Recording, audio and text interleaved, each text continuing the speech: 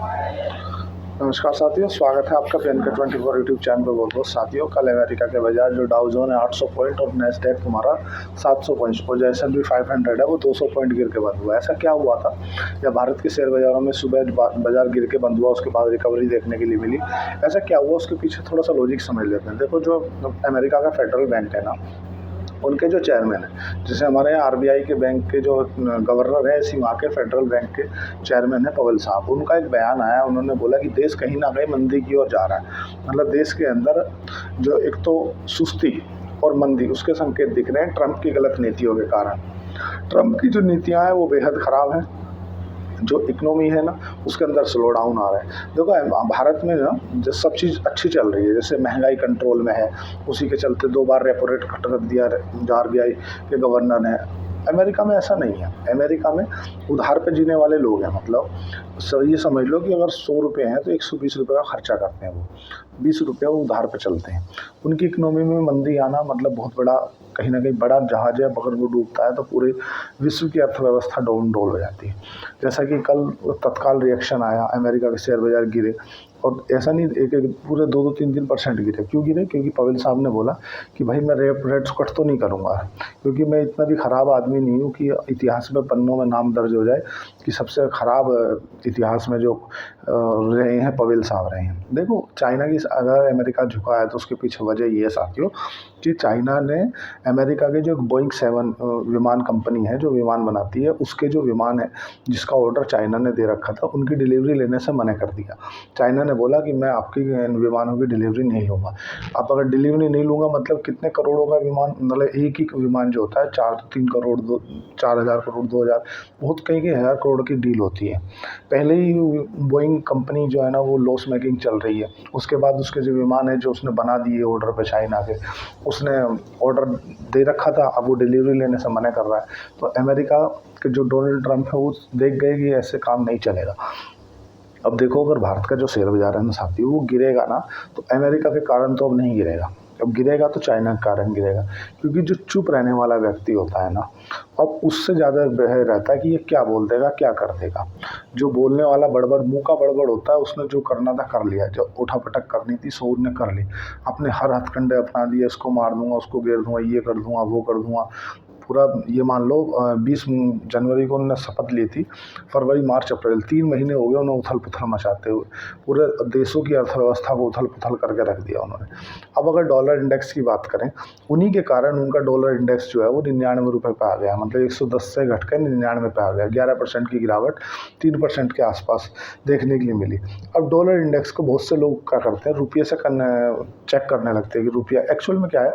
Dollar index जो currency of basket होता है ना, जो करेंसियों की बास्केट होता है, जिसमें पाउंड होता है, यूरो होता है, डॉलर होता है, या तुम्हारा और जो करेंसी की बास्केट होती है, उनसे डॉलर इंडेक्स को कंपेयर किया जाता है कि डॉलर उन करेंसियों के मुकाबले मजबूत हो रहा है कि कमज़ोर हो रहा है। इसीलिए जब भी आपको सोने में दिख रहा है ना, सोने की बहुत तेज़ी से बढ़ती जा रही है, एक्चुअल में ये पैनिक खरीदारी है। जो देश है ना, वो कहीं ना कहीं अब डॉलर को बाईपास करके गोल्ड में ज़्यादा शिफ्ट कर रहे हैं, क्योंकि गोल्ड उन्हें ज़्यादा सेफ नज़र आ रहा है डॉलर के मुकाबले। क्योंकि डॉलर की जो जिस तरह से गतिविधियां हैं ना, कोई भी व्यक्ति हो या हमारे देश हो, कोई भी किसी देश के बॉन्ड क्यों खरीदता है। जैसे भारत में बॉन्ड बोलते हैं, वहाँ पे गवर्नमेंट सिक्योरिटी खरीदते हैं। जैसे आपने एक शब्द सुना होगा, गवर्नमेंट सिक्योरिटी या बॉन्ड यील्ड इतनी होगी। Bond yield, actually bond yield क्या होता है, समझो बात को। जैसे अगर कोई बड़ा व्यक्ति है जो 10 साल के लिए पैसा लगाना चाहता है, वो RAC, FC यहाँ की कंपनियां भी बॉन्ड जारी करती हैं 10 साल के लिए। तो ऐसे ही हर देश बॉन्ड जारी करता है, मतलब वो बोरो करता है, समझ लो उधार लेता है ना, बॉन्ड 10 साल के लिए। उसने मान लो एक टाई अप कर लिया कि भाई मैं 3% का ब्याज दूंगा, है ना। 1 लाख रुपए का मेरा एक बॉन्ड है और उस पर मैं 3% का ब्याज दूंगा। तो जब बॉन्ड की यील्ड बढ़ती है तो बढ़ती क्यों है, घटती है तो घटती क्यों है, आज उसको समझो। जब भी इमेजिंग मार्केट में सिचुएशन अच्छी नहीं रहती ना, तो लोग क्या है, बॉन्ड को बेचना चालू कर देते हैं।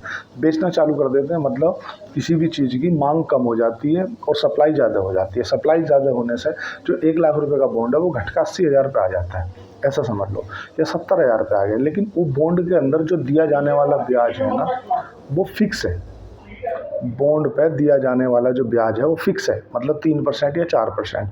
तो अगर उनने बोला कि मैं 1 लाख पे 3% दूंगा, अब वो बॉन्ड की कीमत रहेगी घट के 80,000, क्योंकि सप्लाई ज़्यादा होगी, डिमांड कम रहेगी।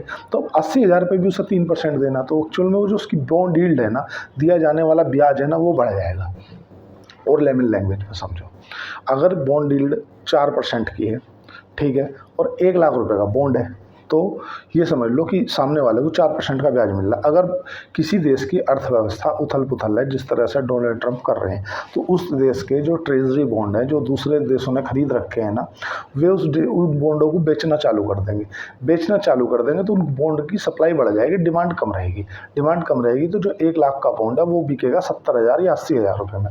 अब जो 4% का ब्याज दर है ना, वो जो उसने देने का वादा कर रखा है कि भाई मैं 10 साल के लिए आपसे जो बॉन्ड खरीदे हैं उसको मैं 1% के हिसाब 4% के हिसाब से दूंगा। तो जिसने 80,000 में बॉन्ड खरीदा है ना, उसके लिए वो बॉन्ड यील्ड बढ़ के होगी 5%। ठीक है, इसीलिए बोल रहे हैं कि अमेरिका के जो बॉन्ड यील्ड है ना, वो 4.4 के आसपास पहुंच गई है, जो कि 3 दशमलव कुछ पे हुआ करती थी। तो बॉन्ड यील्ड का बढ़ जाना, लोगों के दिए जाने वाले अमेरिका की कंपनियों को ऑर्डर कैंसिल हो जाना, और कहीं ना कहीं जो चीप रेंज में अमेरिका प्रोडक्ट मैन्युफैक्चरिंग करा रही है उसको कैंसिल हो जाना, टैरिफ वार के चलते अब देखो, अभी तो क्या है ना कि अभी 3 महीने के लिए फांसी की सज़ा को टाला है, फांसी की सज़ा माफ़ नहीं की है। 3 महीने बाद डोनाल्ड ट्रंप क्या डिसीजन लेंगे ये उन्हें खुद भी मालूम नहीं। लेकिन अगर हम ये देखें कि भारत इन सब के बीच में कहाँ खड़ा है, तो भारत उन सब से 100 जगह बेहतर जगह पर खड़ा है। क्यों? क्योंकि देखो, भारत की पहली जो वार्ता थी ना, वो सफल रही है। कुछ टैरिफों पर भारत की उनकी समझौते बन गए हैं, और जो जेडी वेंस है ना, वो अमेरिका के उपराष्ट्रपति, वो भी भारत आ रहे हैं, और उनके क्या मायने हैं वो भी मैं आपको बता दूंगा। अब अगर बात करें FII और DII के आंकड़ों की, भारत के शेयर बाजार की, देखो अमेरिका के शेयर बाजार क्यों गिरा? क्योंकि उनके जो फेडरल बैंक के चेयरमैन है, उन्होंने बोला कि भाई मंदी आ रही है, महंगाई इन्फ्लेशन हो रहा है, और डोनाल्ड ट्रंप बोल रहे हैं कि रेट कट कर दो, मतलब रेपो रेट कम कर दो। वो तो मैं नहीं करूँगा, उनने मना कर दिया रियल कट। अब भारत के शेयर बाजारों में भी, क्योंकि इफेक्ट दिखता है तत्काल, जब भी कोई पैनिक खबर आती है तो उसका इफेक्ट तत्काल दिखता है। भारत के शेयर बाजारों में भी गिफ्ट निफ्टी जो है वो नीचे खुला, उसके बाद अच्छी रिकवरी की देखने के लिए मिली। क्यों? उसके पीछे क्या रहे? देखो, जो 3 से लगातार FII के जो आंकड़े हैं ना, फॉरेन इंस्टीट्यूशनल इन्वेस्टर, वो अच्छे से खरीदारी कर रहे हैं। पहला पॉजिटिव साइन तो ये है। दूसरा, तुम्हारा वारी एनर्जी, इनके अच्छा रिजल्ट आया। हाँ, थोड़ा सा जो टेक कंपनी आया है, जैसे विप्रो का रिजल्ट ख़राब आया, एंजल वन का थोड़ा सा रिजल्ट ख़राब आया। एंजल वन एक्चुअल में क्या प्लेटफॉर्म सर्विस है, चाहे तुम्हारा विप्रो तो खैर टेक कंपनी है, तो इसीलिए नैस्डैक अमेरिका में ज़्यादा इसका व्यापार है, फॉरेन में, तो वहाँ उसके कारण रिजल्ट थोड़ा सा, और आउट जो गाइडलाइन दी है वो भी ख़राब दी है। और एंजल वन पे ख़राब आने का थोड़ा सा वजह भी है, क्योंकि पिछले 3 महीने से जो शेयर मार्केट में उथल पुथल चल रही है, लोग डीमेट अकाउंट कम खुलवा रहे हैं, और ज़्यादातर प्रयास कर रहे हैं कि SIP भी मतलब ना के बराबर। तो सीधी सी बात है, जितने प्लेटफॉर्म पे ज़्यादा डीमेट अकाउंट होंगे, जितना ट्रेडिंग ज़्यादा होगी, उससे ज़्यादा इनका प्रॉफिट बनेगा। तो सीधी सी बात है, एंजल वन का तो आने का स्वभाव बनता है। आज बाज़ार के अंदर जो रिकवरी, या पिछले कल से जो रिकवरी 23,800 के ऊपर बंद होना, ये चीज़ ये दर्शाता है कि भारत में पॉजिटिविटी के लिए अब गैप बना हुआ है। अभी भी ये समझ लो कि जो बैंक निफ्टी और तुम्हारा फाइनेंस है, बैंक फाइनेंस रिलेटेड जो इंडेक्स है ना, वो अभी तुम्हारा लाइफ टाइम हाई के आसपास चल रहा है। और निफ्टी में भी अगर आप देखोगे तो 1 साल के चार्ट फ्रेम पर देखोगे, नीचे से W पैटर्न बना के निफ्टी भी चलने के लिए तैयार है। तो थोड़ा सा सरकार की तरफ से पॉजिटिव साइन मिले हैं, थोड़ा सा RBI गवर्नर की तरफ से पॉजिटिव साइन मिले हैं, थोड़ा सा बस एक सहारा और मिल जाए कि जो रिजल्ट सेशन आने वाला है, जो कंपनियों के रिजल्ट आ रहे हैं ना, वो और अच्छे आ जाएँ, तो जाहिर सी बात है कि बाज़ार के अंदर फिर से देखने के लिए रौनक मिलेगी। कोई भी स्टॉक बेचने या खरीदने की रिकमेंडेशन नहीं है। खरीदारी या बिकवाली जो भी करें, वो अपने फाइनेंस से रिलेटेड डिसीजन अपने वित्तीय सलाहकार से पूछ के ही करें। केवल ये मैं यूट्यूब पर जो भी बातें करता हूँ, केवल एक व्यक्तिगत अपने भाव प्रकट करता हूँ, आपसे कुछ चर्चाएं रहती हैं सो करता हूँ, क्योंकि किसी भी व्यक्ति का फाइनेंस से रिलेटेड जो भी डिसीजन हो, बेहतर है कि वो अपने वित्तीय सलाहकार से पूछ के ही करे। अपने बिना वित्तीय सलाहकार से पूछे बिल्कुल भी ना करें। अब जो है अमेरिका के कारण जो शेयर बाज़ार है वो नहीं गिरेंगे, क्योंकि अमेरिका ने जितनी उथल पुथल मचानी थी सो मचा ली। अब अगर कभी किसी के भी ऑल ओवर ग्लोबल में अगर बाज़ार गिरते हैं तो वो गिरेंगे चाइना के कारण। पैनिक है चाइना के कारण, चाइना बैठा है चुप। अब वो उसकी चुप्पी क्या कहती है, क्योंकि जो व्यक्ति चुप होता है ना वो बहुत कुछ बोल जाता है। तो इसीलिए अब जो भी पैनिक आएगा या कुछ अच्छी खबर या पॉजिटिव खबर या बुरी खबर वो आएगी तुम्हारा चाइना की तरफ से। अब जो है ना, जो बाज़ार के अंदर एक अनसर्टेनिटी रहती है कि यार ये क्या कह देगा। अब बाज़ार में लोग मान के चलेंगे डोनाल्ड ट्रंप की कोई खबर आती, हाँ ठीक है, क्योंकि वो उसको मालूम ही है ना वो कब क्या कह देगा।